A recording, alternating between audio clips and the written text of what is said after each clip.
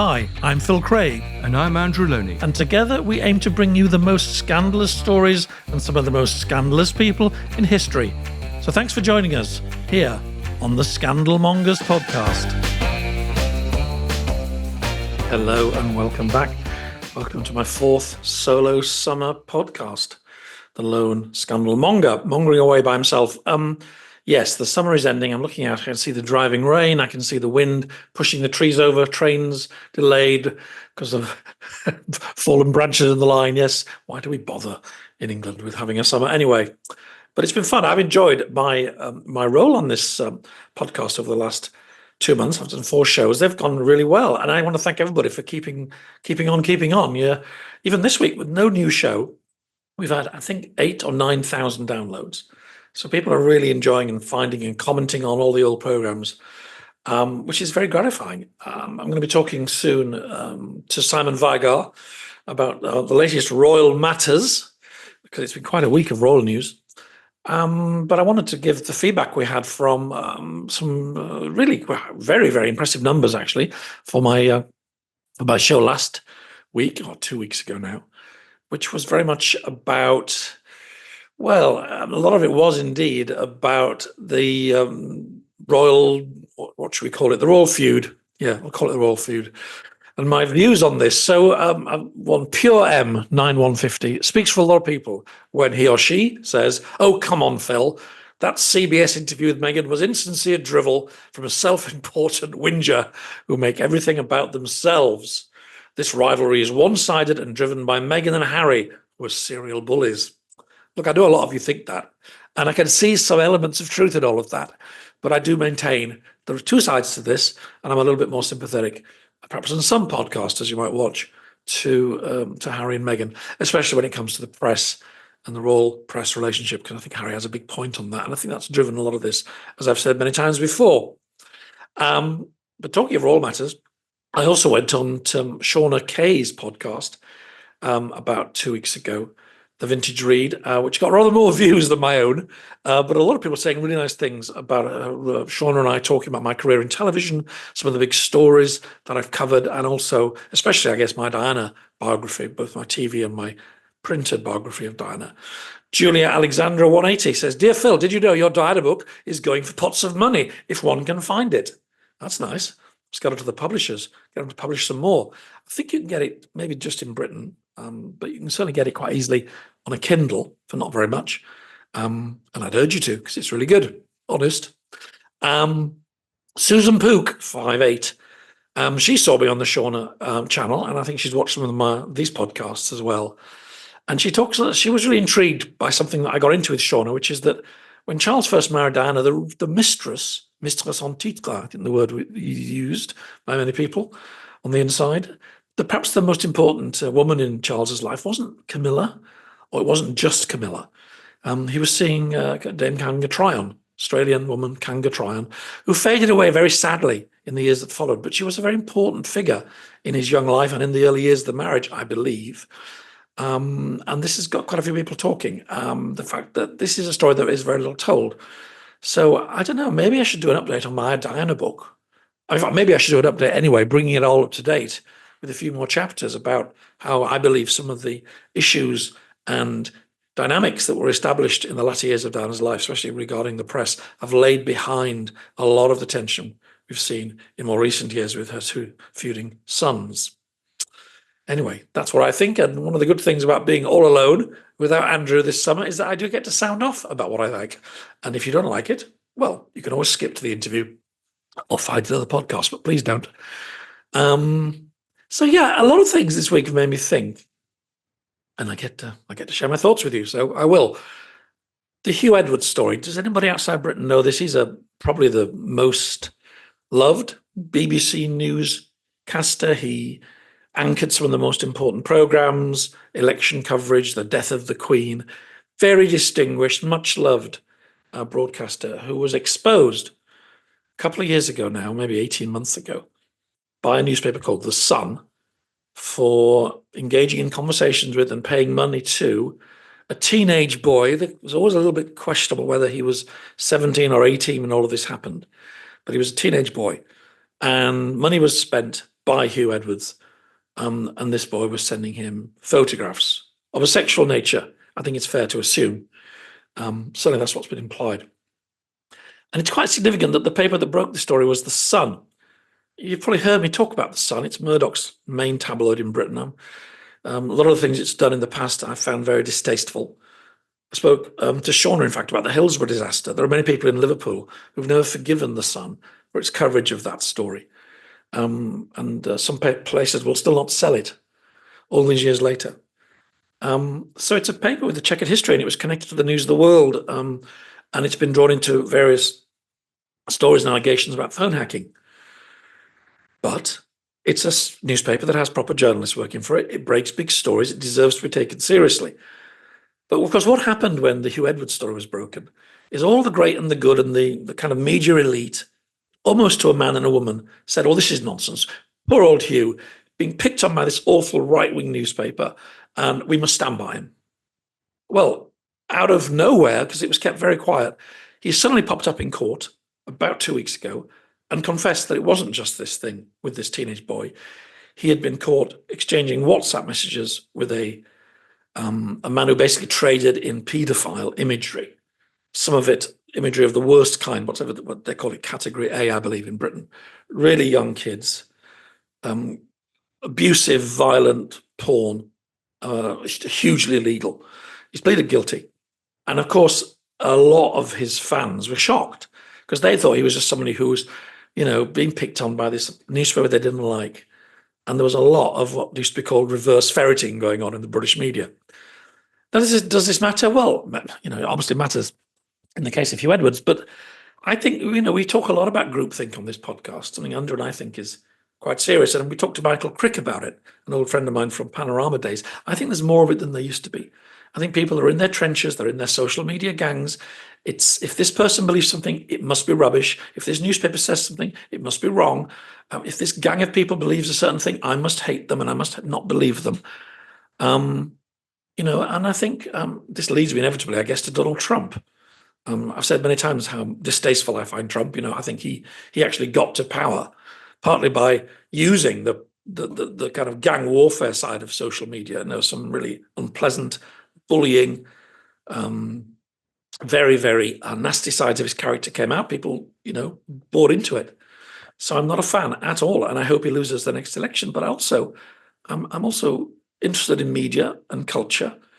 I did read the Twitter files that Musk published when he bought Twitter, and other people have also spoken about this subject. And there's no doubt that at the last election in America, there was a concerted effort by Google, by YouTube, by Facebook, and by Twitter, as it was then owned by other people, and by what's often called the mainstream media, to completely cover up this Hunter Biden story. And they did it. And did that have an effect on the election outcome? I don't know. Maybe it did, maybe it didn't. But it happened. And again, a lot of people who don't like Trump, who are prominent in the media, certainly in this country and on the sort of liberal side in America, they defended this. They didn't want to hear any criticism. Oh, this is a conspiracy theory. It's not happened. Well, it did happen. Musk has blown that story open. And I think we just need to think about this stuff a little bit more. We talked about COVID. We talked about ABC in Australia. I've mentioned this now more than once. I used to work there. I was proud to work there. I think it's a brilliant organization. Public broadcasting at its best in many ways. A lot of people who are very committed to the finest values of public broadcasting. But, some of their reporters were recorded on a hot mic confessing that they didn't really honestly to investigate the origins of COVID, probably the biggest public health story of their careers, because Donald Trump, who said a lot of rubbish about COVID, by the way, but Donald Trump had said he thought that the Chinese lab leak theory was plausible. And guess what? It is. And as years have gone on, and under Biden, these things have come out in hearings, it looks more and more plausible. And they admitted that they didn't really dig into it, that they kind of effectively misinformed the audience in Australia, the tax-paying audience, paying their wages, because they were biased, because they didn't like Trump. And I just think this is a big problem in our industry, and we need to do more about it. I'm going to be talking to Michael, I hope, when we come back after this solo summer in September about more of this. So anyway, that's my Phil's rants for the day. You can always skip them. But anyway, no, let's go to the meat of this, which is Simon. And Simon is, we're very lucky to have Simon as one of our friends. He's one of the best informed royal correspondents. And as many people have said, well, if we get a bit overexcited and indulge in slightly extreme theories ourselves, Simon's always good for a rational response. He knows what's what. So let's go and hear him say what's what. Oh, and do stay tuned, because I want to tell you more at the end of Simon's interview about what's happening next with this podcast after September. All the best. Thank you. Bye. Simon, welcome back. Thanks for having me. Oh, I've forgotten the mug. I should go and get the mug. Oh, you got a mug. I'm glad that the Postal Service managed to deliver it. Sometimes they don't, for weeks. Well, thank you very much for that. No, that's good to know. So what a summer. Oh, my goodness, there's almost too much to talk about. I guess we should start with Colombia. I mean, what a place to go for a royal visit. Were you a bit surprised? Well, I'm a bit surprised given that they were complaining about security. However, I mean, like the visit to Nigeria, they're getting they received presidential level security when they went to Colombia. And of course, that's the very thing that Harry's complaining about in the UK, in that he doesn't believe his family is getting adequate security when they come here. So they're not coming here. The only visits that have been made to the UK are by Harry alone, which obviously is sad on a personal side of things for the family. But Colombia, I mean, I there are Invictus links there. There are other links to do with their charities, and obviously they were invited in a personal capacity because they're not working members of the royal family. So usually it's the Foreign Office which advises on those things. But no, I looked it up actually. The Foreign Office and indeed the American State Department, it's on the extreme care end of the sort of travel recommendations that you get. And of course, many people have said that the country is trying to update its image. Has to be said, very much so. But Harry was known at one time to be an enthusiastic supporter of one of its more notorious exports. I think it's fair to say, back in the bad old days. No comment. I mean, it's in the book, isn't it? But yeah, I as far as the visit goes, Sophie, Duchess of Edinburgh, she went, I think last year or the year before. So, I mean, that they get lots of security when they go on these trips. So I don't think that was too much of an issue. No, I mean, it's more to me that this whole model, we talked about this when they went to Nigeria, this non-royal visit, this quasi-royal, I can't think of any real precedents for people who are not sort of international leaders of politics or royal families to do these kind of visits. Maybe famous actors for the UN, perhaps. But they are breaking new ground in their own way, I think. Yeah, but I think Andrew has spoken about the obvious similarities in some ways between Harry and Meghan and Edward and Mrs. Simpson, and they went. They still had a role, and he yearned for her to be age, of course, didn't he? Which never happened. So Harry and Meghan, I guess, they're continuing what they always thought they should be doing. Indeed, the late Queen appointed them to some of those roles, which they've now foregone. And what do we call it? It's a sort of international do-gooding, isn't it? I mean, I guess is what a lot of regular royal tours, you could describe them in that same way. You go, you add your support, your celebrity to causes you believe in, and perhaps you also stake a claim in a rivalry with the people in your family you're no longer talking to. Yeah, it's showing that we are still here. And obviously there are links with their charities, Invictus being one that I've mentioned. I think Colombia is one of the few, or maybe the only South American country to send a team. But yeah, they're saying we're still here, we're still on the world stage, and presumably there will be more of that. I mean, we, as far as the Duchess is concerned, you hear rumors about a political career in the USA. I'm not sure how realistic that is as a Duchess of the United Kingdom, but she's certainly an American citizen, so she could do it if she wanted to. Yes, there was very little mention of her in the Democratic Convention. You might have thought one time she could have popped up there, but she hasn't so far. Yeah. No, I mean, maybe one day, but actually it's quite hard on this side of the Atlantic to judge how interested Americans are now in Harry and Meghan. Maybe they are, maybe they aren't. But obviously, she, before she met Harry, she did have a role in the USA, which was developing a sort of charitable humanitarian role that was definitely developing, which preceded her first, meeting with Prince Harry. But there's the other element that we can't escape from, and it was very prominent in this tour, is the issue of race and history and slavery and reparations. When Marquez, the vice president, I think she said in her announcement that she hoped that they would push the conversation forward in terms of this very controversial subject of reparations for slavery. And of course, Harry has said, and the Netflix series was full of this, that the British royal family has deep connections historically to slavery. And in fact, Marquez also said that one of the reasons she invited them was that she enjoyed the Netflix series so much. I mean, I just thought that Netflix series was an enormous distortion of modern Britain and historical Britain. But there you go. That's me. Yeah, absolutely. And however, it's definitely on the agenda. The King, Harry's father, has said it's on the agenda, and he's supporting research into the links that his predecessors, as King Charles has had, and King James, with what developed into the slave trade. The Dutch monarchy has gone further than that. Yes, it has. Yeah, I think you can see the way it's moving. Whether it will be reparations, financial reparations, or something else, I think is still up in the air. I think it's probably something else, something more like a gesture, like a sort of. Well, yeah. Australia had its famous Sorry Day, if you remember, for its treatment of the Indigenous people of Australia. Yeah, and I'm wondering if we're not building up to something a bit like that. Yeah, well, who knows? I mean, I think the King would want it to be more structural or constructive, or I'm grappling for the right word here, rather than a check. Yes, well, the check will be unimaginably large. I mean, depending on how you calculate it. There is no check. There is no check big enough, is there? That's the point. So when it becomes a gesture, or is it just PR, or?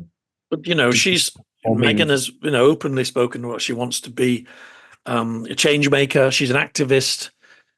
Spoken about reparative justice, if that word exists. And all of this, of course, takes place in the context of a accusation that's just out there, that's never been properly kind of withdrawn, of potential racism in the British royal family that has come, if not directly from Meghan and Harry, but by people close to them, and they've never really taken steps to have it withdrawn. No, it was a clear insinuation or implication in that Oprah interview, which, as we know, Harry then said, well, we never made that implication. We never said racist in his interview with Tom Bradby when he was promoting the book. It's never mentioned in the book, but it was mentioned in the Oprah interview. And that was a clear implication that somebody had said something racist. Yeah. So all of this international, we're on the side of the future, we're the woke royals, we're the anti-colonial royals. It's, I can't help but see it as a direct challenge, actually. And I'm sure that's how it's seen in Buckingham Palace. Don't you agree? Yes. I mean, Colombia, of course, wasn't one of the British ones, but maybe if they said that in Nigeria or Jamaica or well, I think the leader of Grenada came out during their trip to Colombia and said that this was pushing the conversation forward and being very, very positive about them. Yeah, and Caribbean countries have, in fairness, Caribbean countries have done that during, as we know, with William and Kate in Jamaica. Yes. They've done it during actual visits. It happened to Edward and Sophie in Antigua or Grenada. I can't remember which island, but yeah, I mean, it's definitely on. It's on the agenda. Do you think it's working for them, this position they've taken? Because you get feedback. I get feedback for our little podcast, and I see what people write in the press. In Britain, probably in Australia, and maybe also in America, there's an awful lot of anti-Harry and Meghan comment. But I think in the wider world, especially the world that was once colonized, I think they probably are winning, aren't they? They are winning, Do you think so? In that world outside the Anglosphere? Well, they're pushing against an open door, aren't they? But there clearly is a movement for reparations. Now, whether that is just a check, which I don't think that's going to be the answer, and it'll just be seen as a gesture, or whether it's something more constructive, structural, going forward in terms of how people are treated and how they are promoted and whatever. That's a bit beyond the king. Yes. He can say and do what he can, and he's obviously investing in this research project as the Dutch monarchy has. But no, I mean, clearly there is a movement for reparations in those countries. But I'm wondering, is it winning in terms of their public image? Because, like it or not, there is a battle going on between the two sides of this broken family, the two brothers. And I just wonder if they are winning, certainly outside Britain. Yeah, I think my sense in the UK is that people have moved on. Wish him the best, wish them the best, and get on with it. In America, I'm not sure how big they are now. Around the world, I mean, clearly they are. I've been on royal tours with them before when they were part of the firm, and they were a massive draw from Melbourne to Suva in Fiji to Cape Town. That obviously was the honeymoon, almost literally the honeymoon period. Of course, you weren't allowed to go on this tour because, just like Nigeria, there was no royal rat pack. Is that right? Of course, yeah. It was. Were you sad? Were you a bit disappointed? Not at all. Not at all. No, I mean, honestly, my personal view is good luck to you. Go for it. But one of the issues they had with the UK and the royal rota is they didn't get to choose which journalists were covering what they did. Now they do. And who did they choose this time? Was it just one person again on this trip? I think it was one print reporter, and then obviously they had their own film crew as well, I believe. But yeah, they were all approved. Which, for those people who don't know and maybe haven't read every word that Harry's written or Meghan has said on this, in the UK with the royal family, with the working members of the royal family, they don't get to choose which journalists cover their engagements. Although we are often very penned in, sometimes literally from what's going on, but we do get to speak to people afterwards and hear what's being said. So yeah, the Prince William or the King don't get to handpick the journalists who are there. Well, I mean, one thing about controlling your own publicity is that you can get a little bit fond of your own opinions, and sometimes they're a little bit ridiculous. And I did think that when she started saying that toddler Lilibet had found her voice as some kind of young activist toddler, it really did create images in my mind of sort of leading a picket line of Barbie dolls, demanding bigger breakfasts. Or something. Well, Phil, get ready for more of that, because I think there's going to be plenty more where that came from. I think I might feel a bit sorry for this child. It's I mean, honestly, good luck to them. I hope it goes well, and he's, as we've discussed before, he's seen a way out, he's gone for it, and he's got to make it work. I mean, they probably did learn lessons from Nigeria. Do you remember how they got a lot of stick afterwards from the Nigerians over her clothing choices, and that didn't seem to happen in Colombia. Maybe they are learning their lessons a bit. Yeah, but I mean, look, I'm not a great fashion expert, but I do know this: wherever the royals go, particularly royal women, they get criticised one way or the other. And that was true in Diana's time. Actually. You cannot win. Yeah. No, you can't. All right. Well, so while they were away, a rather well-timed and well-sourced profile of William appeared in the Times, on the front page of the Times, no less. And of course, it's always sources and friends that are quoted. But I think the writer of this particular piece and the paper clearly believed that this was really well-sourced.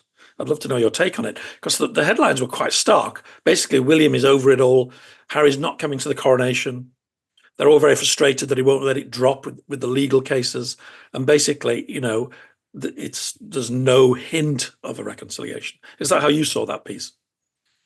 Yeah, but I mean, of course, things do change, but it's very, I mean, it's very hard to see it ever going back to the way it was.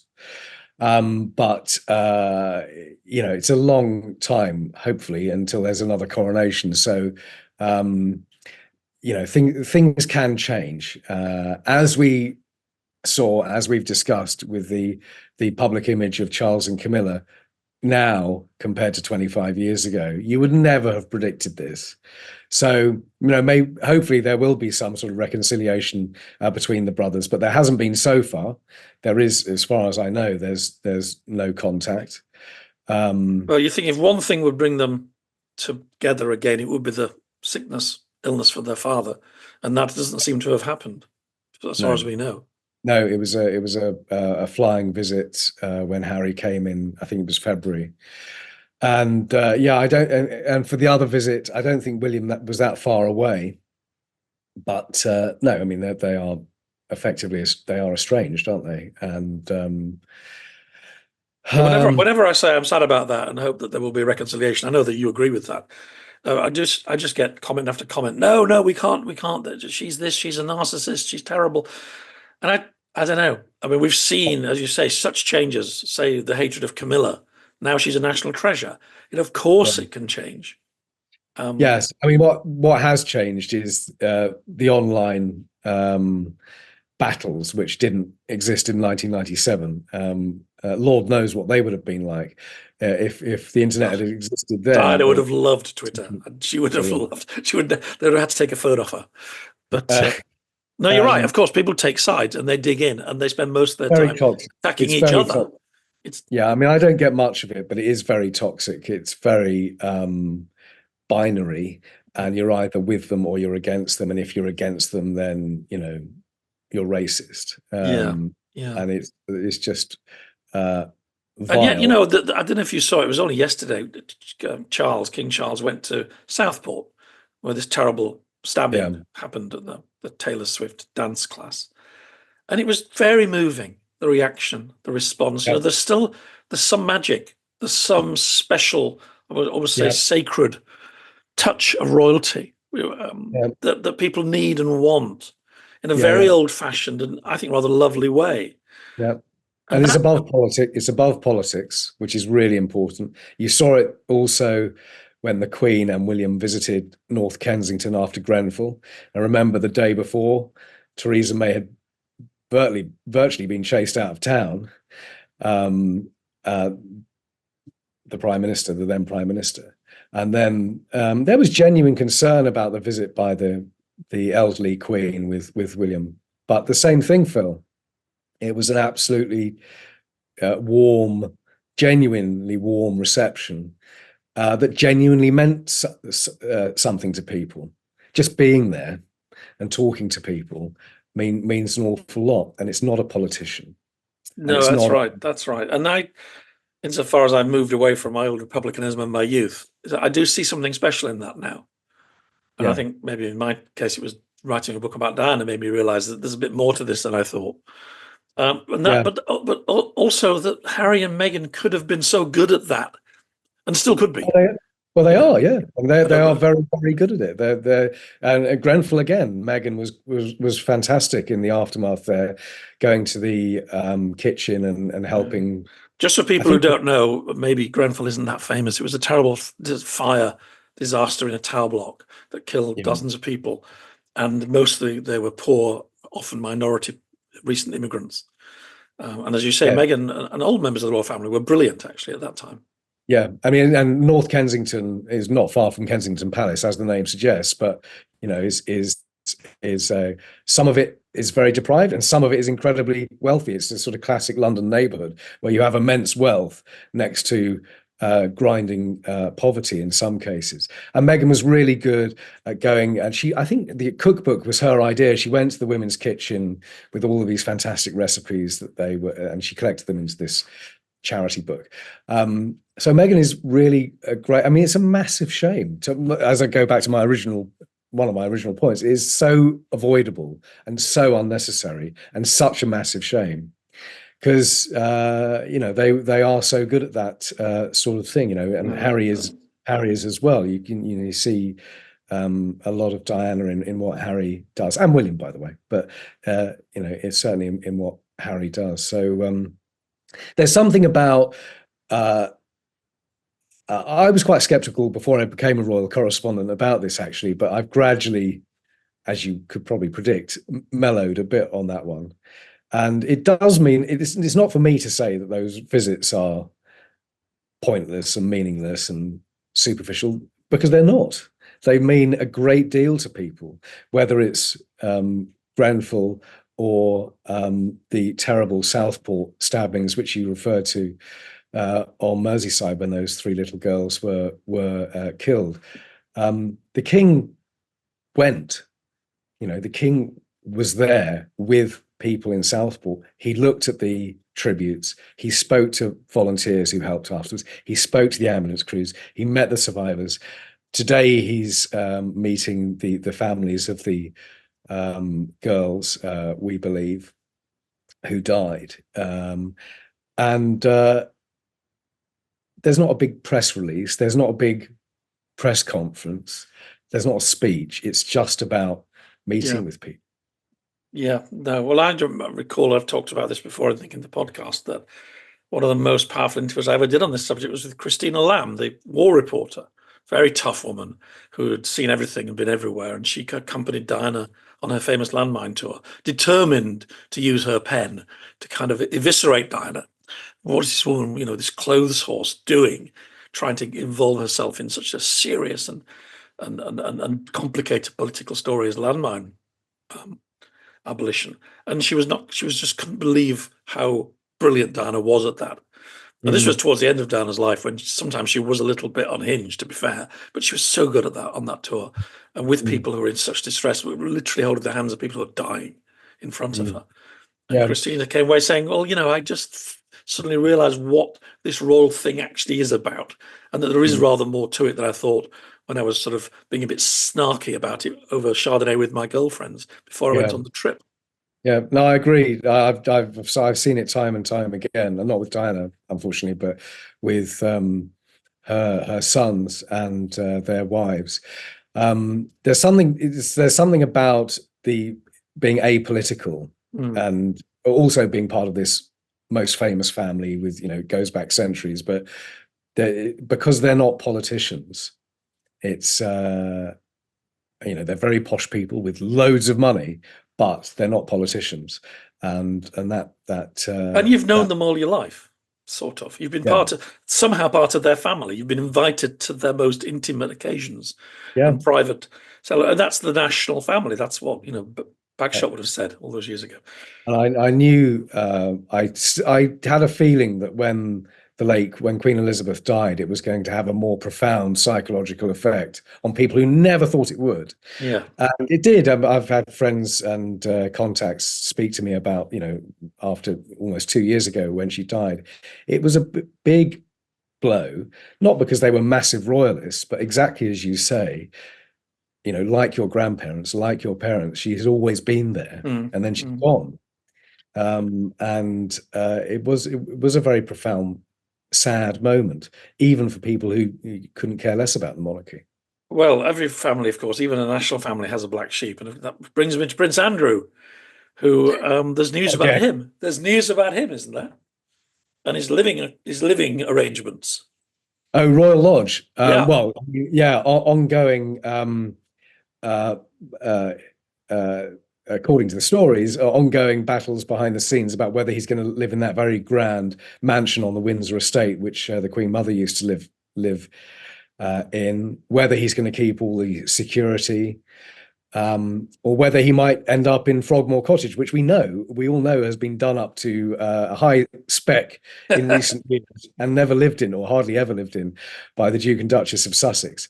But it's much smaller than Royal Lodge. So yeah, the continuing stories. Do you think that? I mean, I suspect that would send a very positive message as well on another matter that's maybe not quite as important as slavery. No, it is. Of course, it is. Which is violence against women and girls, abusive women and girls. To have someone associated with Epstein at the heart of the royal family was and is an embarrassment to Charles, I'm sure. Well, I mean, that's obviously why Andrew had to step back from royal duties. I do think I have to put the disclaimer in here, Phil, that he has never been arrested and he has never been charged No, of course not. with any of that. There was the very big civil damages payment to somebody he claims he Never met. The out of court settlement payment to somebody who he said he's never met. But on the criminal side of things, the Duke of York has never even been arrested. However, because of that, because of the Newsnight interview, he was forced to step back from his royal role, his public role. And do you think he gets that he has to leave that house, or is he just they're gonna have to drag him out with his fingernails hanging onto the furniture? Do you think? Well, the financial side of things is complicated, isn't it? Because there's one line that he has in an agreement with the Crown Estate or whoever. He can live there in perpetuity. So I honestly don't know the ins and outs of that one. It will, I mean, ultimately it'll be up to his big brother. And if they can't thrash it out, then I don't suppose he's going to be dragged down. Well, it would be quite a thing to televise. It would make the Netflix series look rather boring, that's for sure. So, new royal year begins. The summer's over. What are the highlights? What are you looking forward to? What are the pressure points to come in the next 6 months? Well, I mean, the big story remains the not one but two cancer diagnoses, and are we going to get any more information on treatment continuing or ending or anything positive there for Catherine and the King? He obviously is well enough to do a lot of what he wants to do, although we hear that he's they're having to restrain him on how much he does. But you mentioned I hadn't heard that. So what? His doctors are saying no, so you can't do that. You need to rest. Yeah, and he obviously his impulse, and he is a workaholic. I know it's a cliche, but it's true. He wants to go to Southport or meet the families of those girls. He wants to go to the Commonwealth Summit in Samoa in October. So if you're going to be in the Southern Hemisphere, go and visit New Zealand, go and visit Australia. Well, he's not going to go and visit New Zealand. So it's a very pared back visit of Australia that he's going to do, and then go to the Commonwealth Summit in Samoa. He's head of the Commonwealth. So that's the big trip in the autumn. But what the Prince and Princess of Wales do.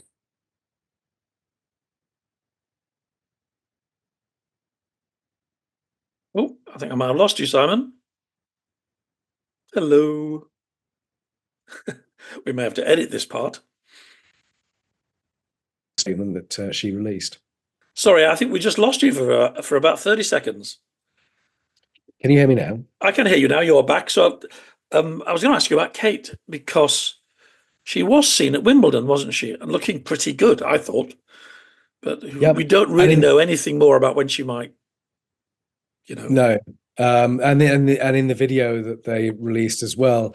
But yeah, she did. But as far as we know, the treatment is ongoing there. She is, still doing some work from home.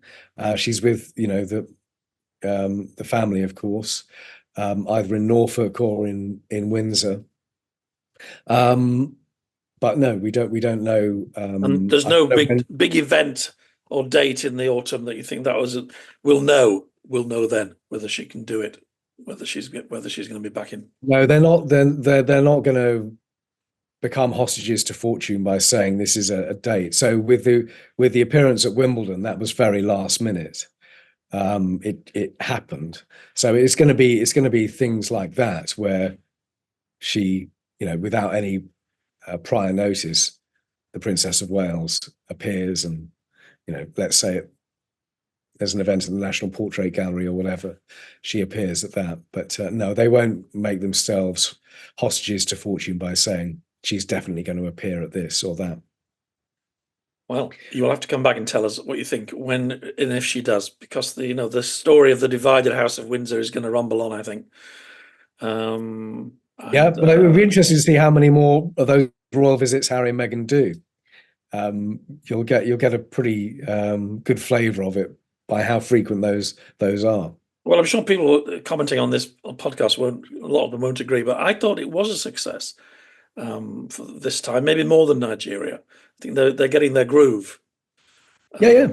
They are very good at it, and there's no reason why they shouldn't do it. It's just a shame that they're not doing it, as official members of the firm, and that estrangement, that rift is clearly still there. Yeah, and I think people should stop enjoying that as much as they do, and let's hope that calmer heads will prevail. Well, thank you so much. Half hour of pure wisdom and calm reason. Well, thank you. Pour cold water on some of our more excitable theories that we sometimes air on this podcast. No, it was a pleasure. Good to Do speak appreciate it. Thank you so much. Cheers. See you again. Have a great autumn. Bye. Well, a good egg, a decent chap, lovely man, and a fountain of knowledge, I think. So thank you, Simon. And thanks for watching again. I got some news for you all, which is maybe not unexpected, but a couple of days ago, Andrew got in touch and he's not coming back. I'm so sorry. He is very busy. He's very successful. He runs a big agency as well as all of his writing, so lots of clients. And I think he's got to a stage where he just can't really find the time to do this. So I've had a think. I'm going to carry on. I've enjoyed this solo summer, and I love talking to our guests. And I like the back and forth with the audience. But before I talk to you about what I want to do with the podcast, I just want to say thank you to Andrew, because I owe him a lot. I owe him an awful lot. 2 years ago, or was it 20 months when we started this, he already had a reputation. He was well known as a writer, a broadcaster, and I wasn't. And I, probably still am not, but I am known more now. He helped me. He shared his limelight with me. I'd had a career in television, but outside that relatively small world, I'd written some books, but the last book I wrote was nearly 20 years ago. I'm getting back into that now, and having a podcast I'm hoping will help. It's certainly helped to meet some other really interesting writers and literary figures. And I do think without Andrew, I couldn't have done it. So yeah, he's helped me a lot. He's introduced me to a lot of people. He's been great fun to share the airwaves with. But I'm taking off the training wheels. I'm going to go alone. We'll see how we go. It's all down to you, really. If you're interested in what I'm doing, who I'm talking to, please keep watching. And as ever, at the end of these shows, all the subscriptions help. We're nearly at 10,000. And I believe at 10,000, something wonderful happens. Theo, our producer, says that the algorithm is more favorable after 10,000 subscriptions. I think we get more prominence. So if you haven't yet subscribed and you find what we're doing interesting, please do. And if you're listening on audio and you want to help us, just pop over to YouTube and subscribe. You don't have to actually watch us on there at all. And all the likes and all the comments, I'll be active in the comments again, exchanging ideas back and forth. Really want to know what you think. You can help shape what we do, or what I do. I should start saying what I do now, not what we do. But I've already got some interesting things lined up. I'm coming back on September the 8th, and it'll be weekly from then on. And the Corsair is back, just short of her 97th birthday, or is it 98? I don't know, but feisty as ever. And she's going to talk about our favourite subject, upper-class sexual scandals and the Second World War, Coco Chanel, the French Riviera, and what they all called collaboration horizontale. Yeah, work it out for yourself. So that's going to be quite deliciously naughty. Michael Crick, I mentioned earlier. I'm hoping to talk to Michael again. Various other people are in play. I'm hoping Giles Milton will come on again to talk about his new book on the wartime big three. I mean, I'm writing a book about the war. I find all this stuff really interesting. But his book is lovely because it's about it is about the high politics of Stalin, Roosevelt, and Churchill, but it's also about the sort of personal and sometimes sexual intrigues going on in the background, various envoys and various affairs, and how all of this soap opera played into the development of relationships that shaped the world. So I'm looking forward to that. And I've got various other irons in various fires. There's a new book about the Kennedys actually, which several of you have mentioned in the comments, and I'm trying to do something about that. It's a really aggressive book about Jack Kennedy and the way he treated the women in his life. I think that could be really interesting. So do stay with me. Lots more to talk about, lots more scandals to enjoy, and lots more fun to have. But thank you, Andrew. Bye, Andrew. Oh, by the way, he's coming back. I mean, not as a host. He's probably to come back when his Andrew book's ready, and I'm sure he'll drop in now and again to give us the latest scandalous details from his life. But from now on, it'll just be me. So thanks for being with me so far, and I hope you stay with me. All the best. Bye. Thank you for listening to the Scandal Mongers podcast. This has been a Podcast World production. You can get in contact with our show by emailing team@podcastworld.org, placing Scandal Mongers in the heading, or via our social media links within the show's bio.